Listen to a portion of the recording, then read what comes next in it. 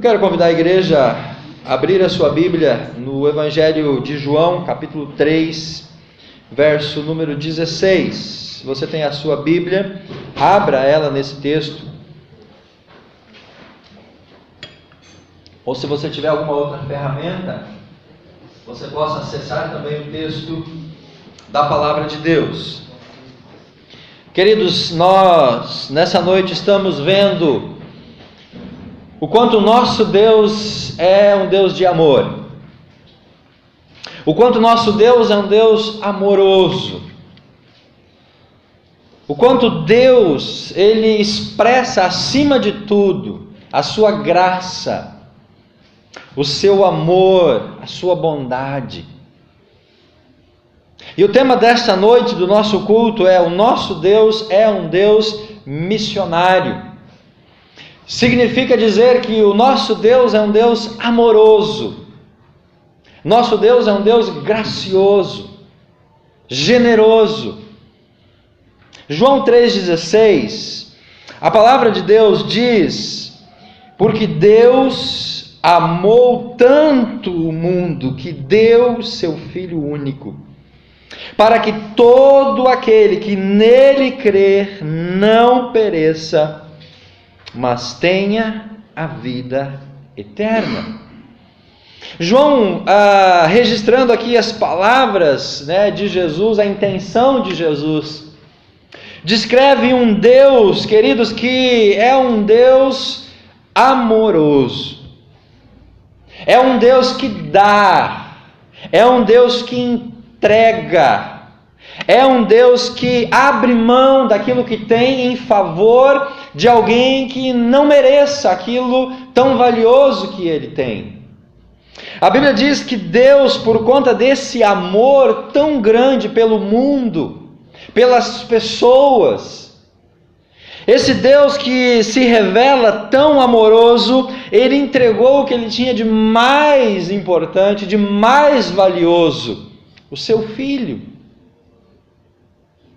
Imagine que você tivesse que fazer essa mesma decisão. Imagine que o mundo estivesse tomado por uma grande epidemia e pessoas em todo o mundo estavam morrendo. Mas alguém diz: olha, o seu filho, ele tem um sangue especial e através do sangue do seu filho nós vamos conseguir fazer um antídoto que vai neutralizar essa epidemia mortal.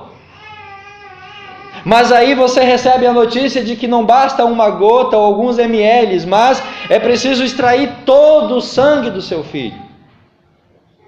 E aí você tem que tomar esta decisão: entregar o seu filho para salvar a humanidade, ou permanecer com o seu filho e assim a humanidade vir a perecer.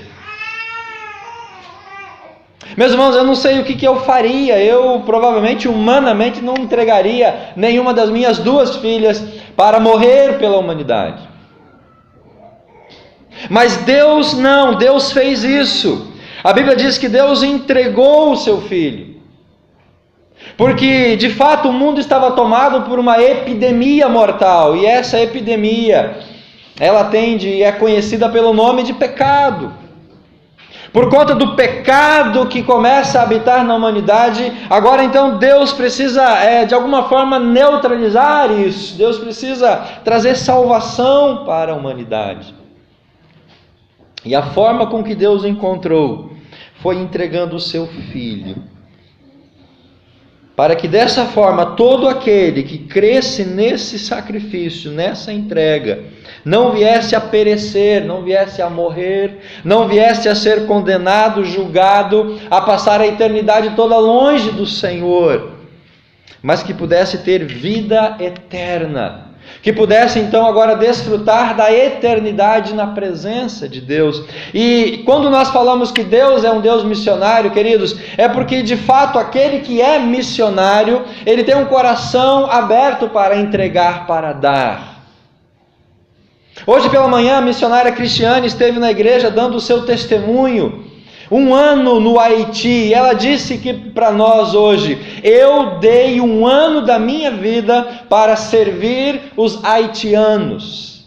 Ela entregou 1 ano da vida dela, abriu mão de muitas coisas, de trabalho, de carreira, de assuntos pessoais, para se entregar por amor às pessoas que ela nunca havia visto. Porque, amados, o missionário, ele ama e ele dá, ele se entrega, ele se lança naquilo que ele acredita e por aquilo que ele está disposto a entregar a sua vida. E é por isso que Deus é um Deus missionário. É por isso que Deus, ele é gracioso, ele é amoroso, ele é gentil, porque ele de fato quer salvar aqueles que estão perdidos. Quando Jesus e João revelam para nós o texto de João 3,16, esse texto está dentro de um contexto. Se você olhar o versículo 13, 14, 15, os versículos anteriores, o verso 14, João diz assim: e como Moisés no deserto levantou numa estaca uma serpente de bronze, assim também eu devo ser levantado numa cruz, Jesus está dizendo.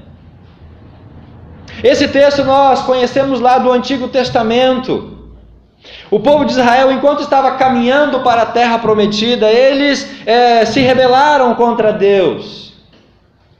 Em algum momento da história do povo, o povo se rebela contra Deus, e Deus, para punir essa rebelião, Deus então envia serpentes, cobras venenosas para o meio do acampamento do povo de Israel.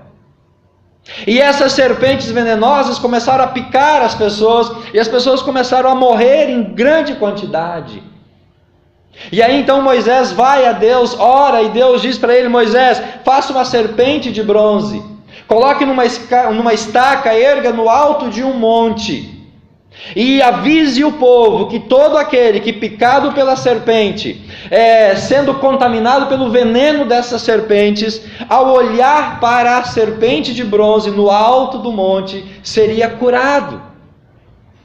E de fato isso acontece. Moisés faz a serpente de bronze, coloca numa estaca e ergue no alto de um monte. E a partir daquele momento, queridos, toda pessoa mordida pela serpente, ao olhar para aquela serpente de bronze, era instantaneamente curado do veneno daquelas víboras que estavam matando as pessoas. E aí então Jesus pega esse contexto histórico e diz para o povo: assim como Moisés lá no deserto levantou uma serpente que era para a salvação dos que estavam contaminados pelo veneno, eu também preciso ser levantado numa cruz. E interessante, queridos, lá no deserto, que quando nós olhamos o texto, nós temos que entender algo que é muito importante aqui nesse momento, de que o fato de a serpente estar no alto do monte não era garantia instantânea, automática de salvação para todos aqueles que eram mordidos pelas serpentes. Havia aqui nesse contexto um elemento de escolha, de decisão, de fé, de um passo de confiança. Pelo fato da serpente estar no alto do monte, não significava que todos os que eram picados pelas cobras seriam automaticamente e imediatamente curados. A cura estava condicionada à decisão da pessoa, à atitude da pessoa de olhar para a serpente. E em olhando para ela, então, ser curado do veneno mortal. E Jesus está fazendo esse alerta para nós também. Porque às vezes, meus irmãos, amigos, nós pensamos que pelo fato de Jesus já ter morrido na cruz, pelo fato de Jesus ter entregue a vida dele por nós, todos seremos salvos.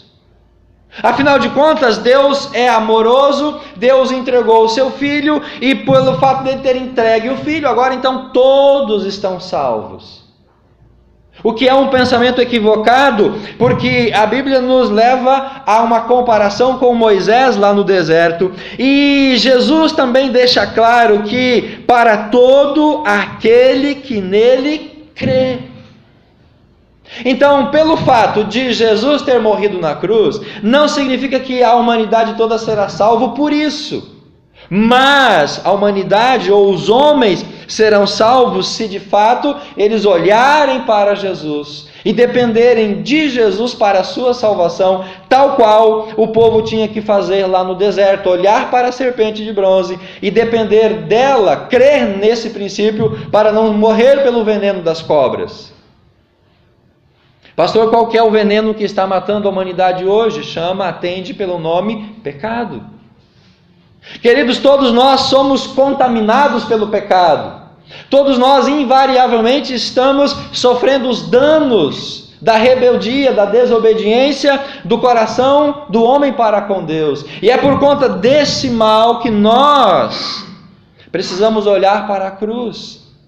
É por conta desse mal que eu, você, nós pessoalmente devemos então olhar para Jesus e crer nesse princípio de que em olhando para Jesus, crendo em Jesus, confiando no sacrifício dele, eu vou ser então livre desse veneno mortal chamado pecado. E é por isso, meus irmãos, que nós vemos um coração de um Deus missionário. Verso 17: Deus não enviou o seu Filho para condenar o mundo. Queridos, Deus não se alegra com pessoas que morrem e não vão para a eternidade com Ele. Deus não se alegra em punir, em castigar, em condenar as pessoas que estão em falta com Ele. Deus se alegra justamente quando nós nos voltamos para Ele, quando nós nos quebrantamos diante dEle, quando nós nos arrependemos. E nós passamos a confiar em Deus, então, para a nossa salvação. Meus irmãos, Deus é um Deus missionário, Deus é um Deus que ama, Deus é um Deus que dá, Ele entrega, Ele se sacrifica o melhor dEle para o nosso benefício. E nós somos privilegiados ao ter um Deus com essas perspectivas e com essas características. Em outras confissões religiosas, em outras esferas religiosas, nós não encontramos nem a ideia de misericórdia, graça ou perdão. Quanto mais a ideia do próprio Deus se entregar para o perdão daqueles que estão em débito com Ele. Portanto, irmãos, agradeçam a Deus. Louvem a Deus, glorifiquem a Ele, porque Ele amou você, o mundo. E não um amor assim de qualquer jeito, não foi um amor de boca para fora, mas é um amor ágape, aquele amor que se entrega, aquele amor que se doa. Por mim, por você, por todos nós. Esse é o nosso Deus. E é por isso que nós temos que nos alegrar, é por isso que nós temos que jubilar, é por isso que nós temos que sorrir, é por isso que nós temos que vibrar, porque o nosso Deus é missionário, Ele é amoroso, Ele é gracioso, Ele salva, Ele nos busca, Ele nos encontra. Esse Deus é um Deus missionário. O seu Deus, querido, é um Deus missionário? O seu Deus é um Deus missionário? Você se sente amado por Ele? Você se sente perdoado por Ele? Aceito por Ele? Como nós acabamos de cantar no nosso momento de louvor? Agora, meus irmãos, se Deus é um Deus missionário, como que nós devemos ser no nosso dia a dia como cristãos? Se Deus ele é, por essência, um Deus missionário, como que nós, igreja, temos que ser missionários também? Nós temos que procurar a evangelização, nós temos que investir em missões, nós temos que orar para que as pessoas se convertam a Cristo, não a nossa igreja, não a nossa denominação, mas que se convertam a Cristo, que olhem para a cruz, que sejam curados do veneno, do pecado. Nós como igreja temos que desenvolver em nós essa perspectiva missionária, mas não é isso que nós vemos em muitas realidades. Nós vemos um desinteresse de muitas pessoas por esse assunto: missões, evangelismo, salvação, transformação. E aí eu fico me perguntando que justificativa nós temos para não sermos como Deus é. Irmãos, o que nós podemos perceber que é uma falha para que nós não sejamos tão missionários quanto o nosso Deus é? E eu destaco aqui 3 perspectivas. Primeira, comodidade. Quando nós como igreja nos acomodamos, nós apagamos no nosso coração a chama missionária. Quando nós caímos no comodismo, nós esquecemos da nossa missão. Nós esquecemos do porquê nós estamos aqui. Nós esquecemos do porquê nós fomos salvos, do porquê nós somos transformados. Quando nós nos acomodamos com a nossa religiosidade, nós esquecemos a veia missionária que deve pulsar no nosso coração. Seja como cristão, seja como igreja, denominação, nós nos esquecemos de que Deus é missionário e que nós temos que ser como Deus é. Então nós precisamos trabalhar o comodismo, ou tirar esse comodismo, afastar esse comodismo do nosso dia a dia cristão. Porque toda vez que nós nos acomodamos, nós começamos a gostar dessa posição, dessa postura, dessa atitude. E aí, naturalmente, o amor, a chama, o desejo de trazer pessoas para Cristo vai morrendo no nosso coração.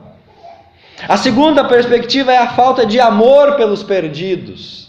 Quando nós passamos a olhar as pessoas sem Cristo, com um olhar de julgamento, de condenação, de afastamento de nós, isso significa que nós já não estamos amando eles como Deus amou. Porque quando fala que Deus amou o mundo, meus irmãos, Deus amou o mundo pecador. E a Bíblia diz que Deus entregou o seu Filho por nós enquanto nós ainda éramos pecadores. Deus não esperou eu ficar bonzinho, bonitinho, cheirosinho. Deus não esperou eu virar pastor, ser consagrado ao ministério pastoral para depois me amar. Deus não esperou você largar os seus vícios, abandonar os seus pecados para depois Ele te amar. Deus nos amou da maneira com que nós estávamos, ou da maneira que nós possamos ainda estar, porque Deus não ama somente aquele que é bom. Deus ama a todos, Deus ama os perdidos, e muitas vezes nós nos esquecemos desse amor, nós nos esfriamos em relação a esse amor.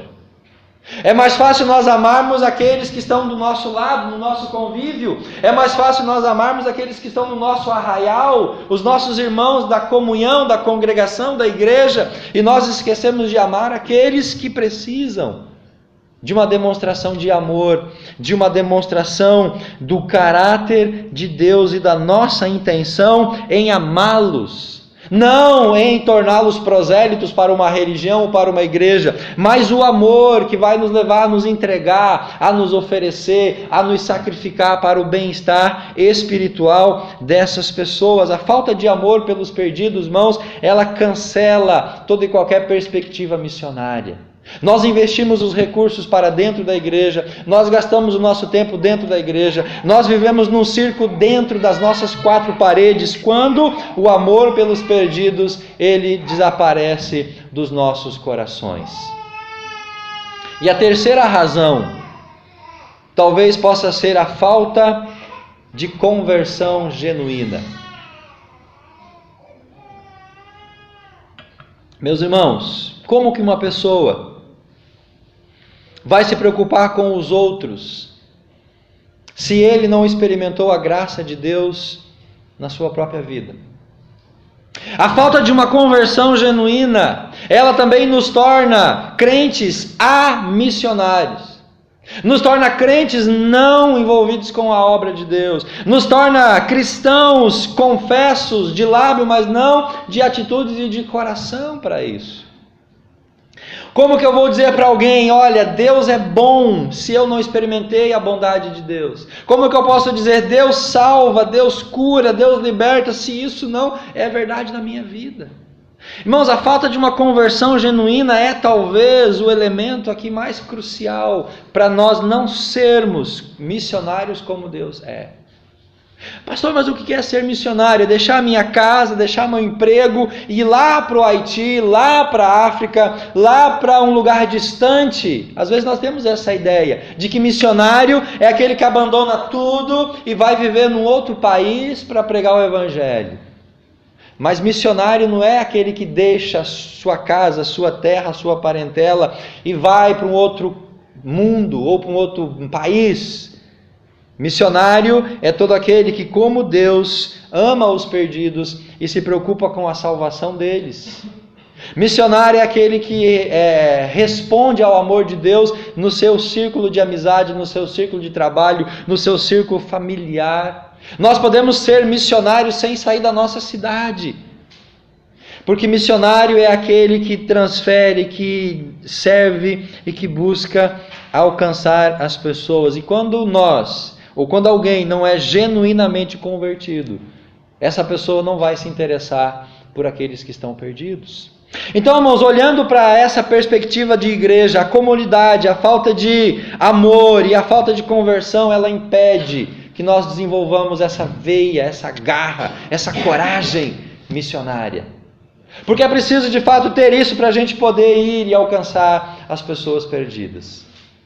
Então, meus irmãos, quando nós olhamos para João 3,16 e nós vemos aqui o caráter, a atitude, a postura, um Deus missionário que ama, que deu seu Filho para a salvação dos perdidos, nós temos que olhar para a nossa vida como discípulos, como cristãos e ser tal qual esse nosso Deus é, Deus missionário. Gênesis 12, de 1 a 4, o texto que nós já lemos na introdução do culto, fala que o Deus que se revelou no Antigo Testamento é um Deus missionário. É um Deus que se preocupou com a nação, chamou Abraão, para de Abraão fazer um povo único, exclusivo, para que através de Abraão o nome de Deus fosse conhecido em toda a terra, em todo o mundo. O Deus do Antigo Testamento é um Deus que se preocupava com aqueles que estavam perdidos. E a intenção do Deus do Antigo Testamento é justamente salvar, é tornar o seu nome conhecido em todas as nações. Então, no meio de tantas nações, de tantos povos, de tantas realidades, Deus chama Abraão. Faz uma aliança, faz um pacto, diz: Abraão, através de você eu vou espalhar a minha glória na terra. Deus renova essa aliança com Isaac, com Jacó, com José, depois com as tribos de Israel. Mas, irmãos, a desgraça, desculpa a palavra, mas a desgraça do povo de Israel, ou a falha, ou a omissão, ou o pecado do povo de Israel, sabe qual foi? Eles esqueceram dessa chamada, dessa missão. O povo de Israel esqueceu que eles eram um povo escolhido, chamado para levar o nome de Deus às outras nações. E aí Deus tem que mandar os profetas para restaurar isso, para lembrar as pessoas disso.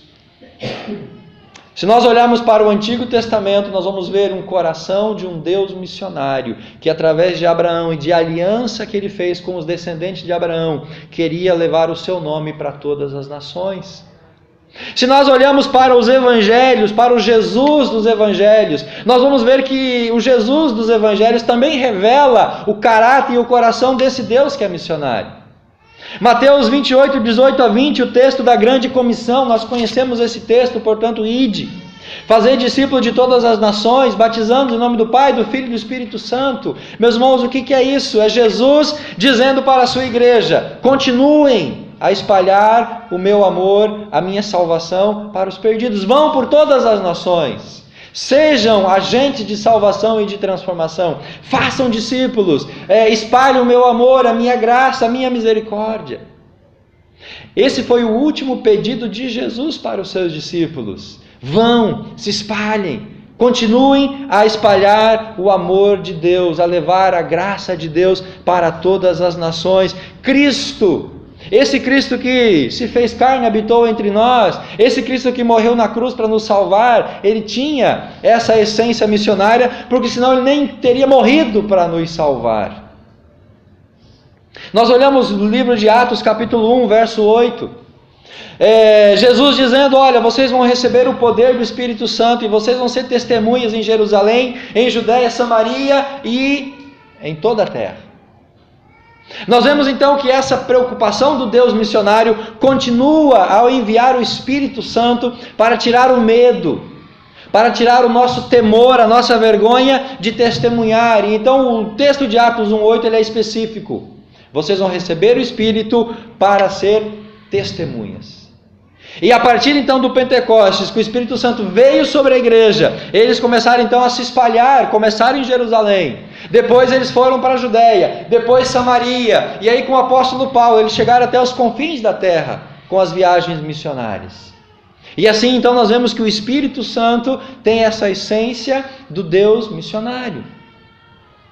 Se nós olhamos para as igrejas, quando elas são escritas, as cartas, 21 cartas do Novo Testamento, a sua Bíblia. No Novo Testamento vai ter 21 cartas ou epístolas que foram escritas por Paulo, por Pedro, por Tiago e alguns outros. Quando nós lemos essas 21 cartas, meus irmãos, nós vemos a essência dessas cartas, apontando justamente para a necessidade de uma igreja missionária. Porque essas cartas tinham como objetivo corrigir a igreja, corrigir os pecados, a conduta, a forma da igreja, mas lembrar essa igreja que ela era, em sua essência, uma igreja missionária. Eu quero ler com você Filipenses, capítulo 2, verso 15. Quando nós fazemos uma leitura destes textos, nós encontramos aqui essa mesma essência. A essência do Deus do Antigo Testamento, a essência do Cristo dos Evangelhos, a essência do Espírito Santo do livro de Atos, que agora precisa estar na igreja de Jesus Cristo. Filipenses capítulo 2, verso 15 e verso 16. De modo que ninguém possa dizer nenhuma palavra de censura contra vocês. Vocês quem? A igreja. Vocês devem levar uma vida pura, imaculada, como filhos de Deus, num mundo em trevas. Então, irmãos, nós estamos no meio das pessoas, no mundo. Vivam de tal maneira que as pessoas vejam em vocês que vocês são filhos de Deus, que vocês são diferentes, cheios de gente desonesta. Nós vivemos no mundo, numa sociedade que a Bíblia diz que está cheia de gente desonesta e obstinada. E aí olha o que o apóstolo Paulo recomenda para aquela igreja e para nós. Se você está vivendo no meio de uma sociedade corrupta, desonesta, como que nós devemos viver? Ele está dizendo, brilhe, seja diferente, faça diferente.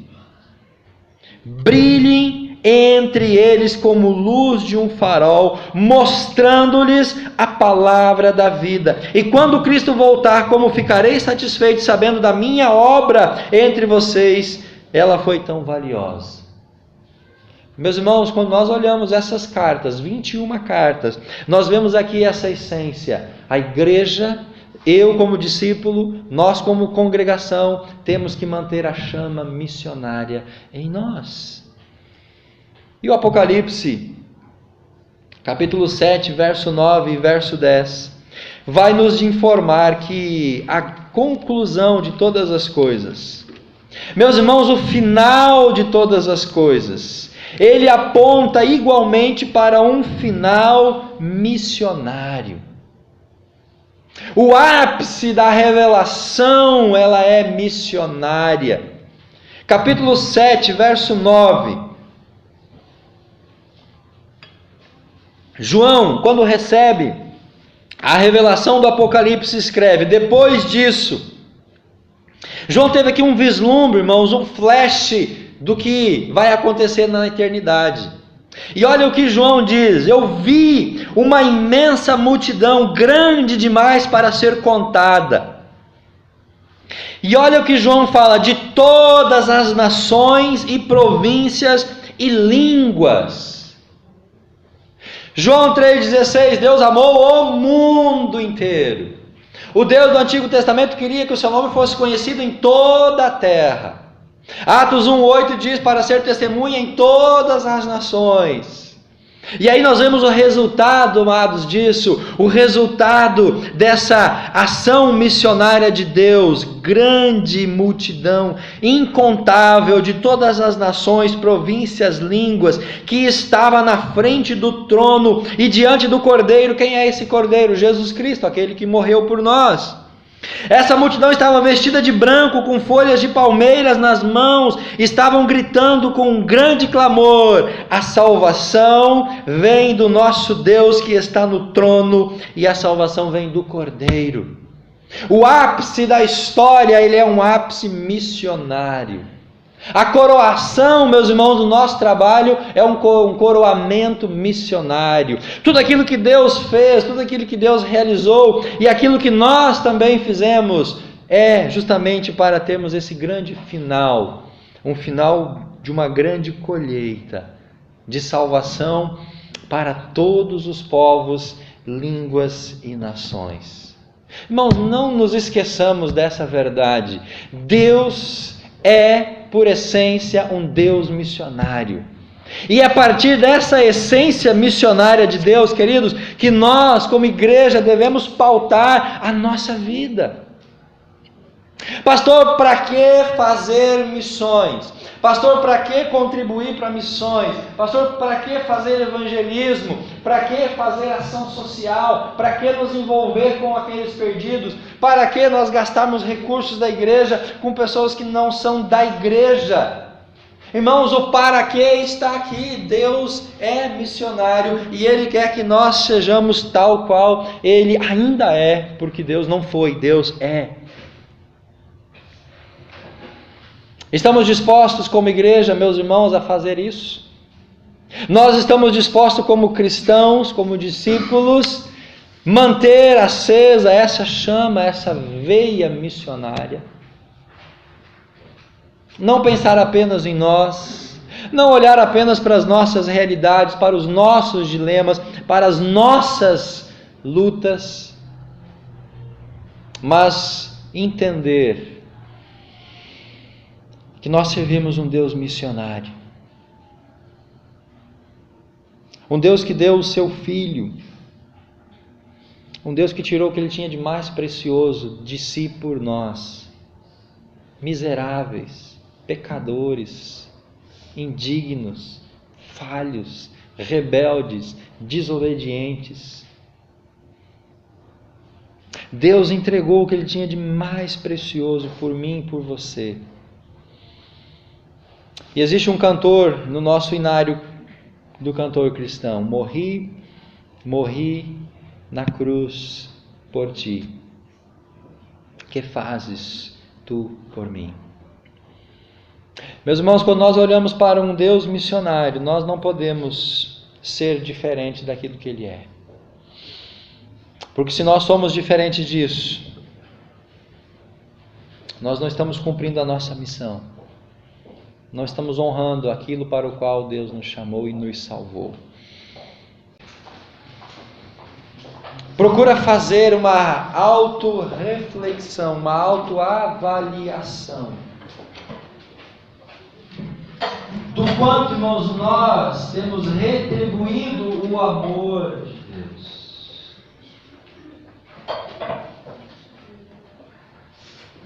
Pensa naquilo que Deus deu por mim, por você.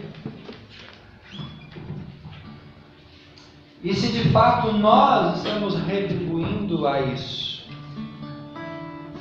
Se nós estamos assimilando o Deus do Antigo Testamento, um Deus missionário. Se nós estamos seguindo o chamado, o pedido de um Jesus dos Evangelhos missionário. Se nós estamos atendendo ao Espírito Santo missionário, se nós estamos lendo as cartas do Novo Testamento que despertam para uma igreja missionária.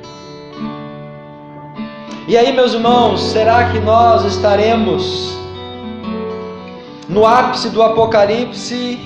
Estaremos lá naquela grande multidão? Estaremos lá de branco, cantando, adorando ao Deus, ao Cordeiro. Nós estaremos lá dizendo: a salvação vem do nosso Deus. Estaremos nós naquela multidão? Quantos estaremos levando junto conosco para aquela multidão? Porque se Deus me salvou, o mínimo que eu tenho que fazer é repartir esta graça com as outras pessoas. É repartir esta bênção, essa dádiva com os outros, para que eu não seja egoísta. Amados, Deus nos ama. Deus entregou o seu Filho. Deus deu o que Ele tinha de melhor para nos salvar do pecado e da condenação eterna. Quando você lê a Bíblia, você vê de Gênesis a Apocalipse um Deus amoroso em busca de um homem pecador para salvá-lo e resgatá-lo. E esse homem sou eu, esse homem é você. Nós somos o alvo do amor, da misericórdia e da graça de Deus.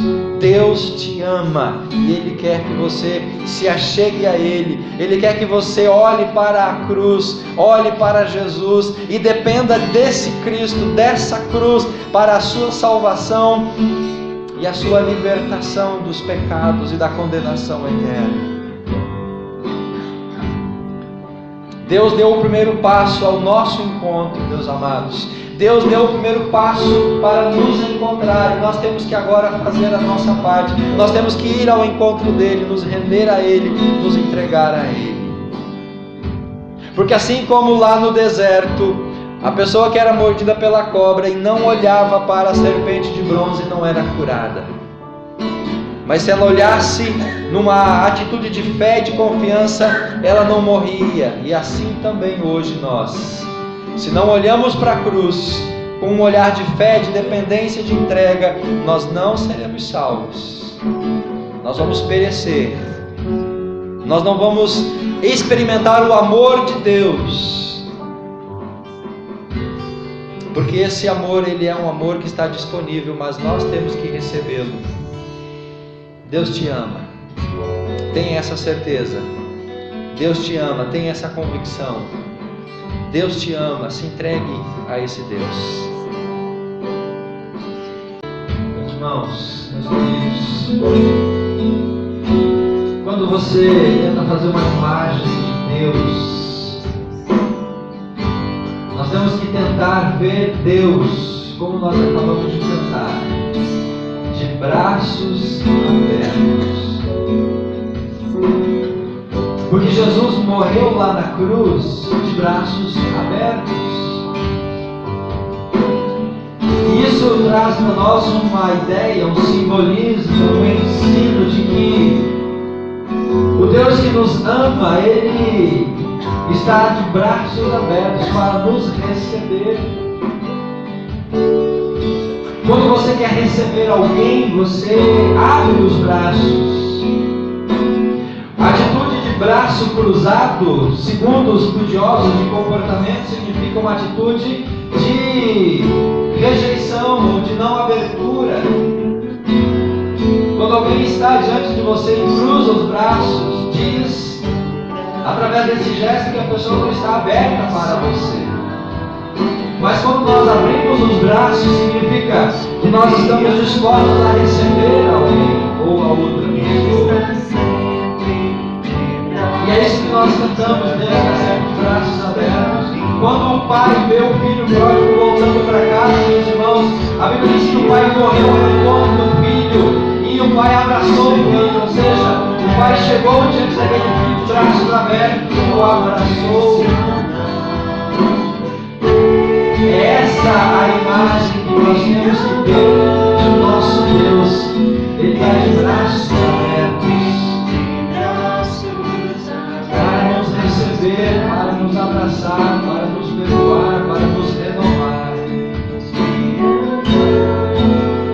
Ele ama a mim, Ele ama a você. Ele está de braços abertos esperando você ir ao encontro dele, a você se render a Ele.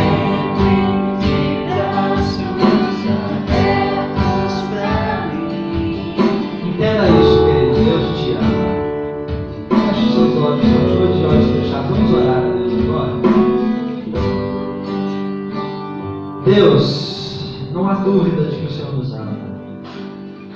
Cada página da Bíblia nós vemos um Deus amoroso, gracioso, em busca do homem pecador, que foge do Senhor. Assim como nós fugimos também de Ti.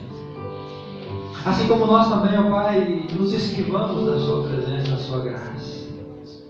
Mas que nessa noite nós possamos sair deste culto com essa certeza de que não há por que fugir do Senhor, mas sim correr ao Teu encontro, porque o Senhor está de braços abertos para nos abraçar, para dizer: eu te amo, eu te perdoo, eu te aceito.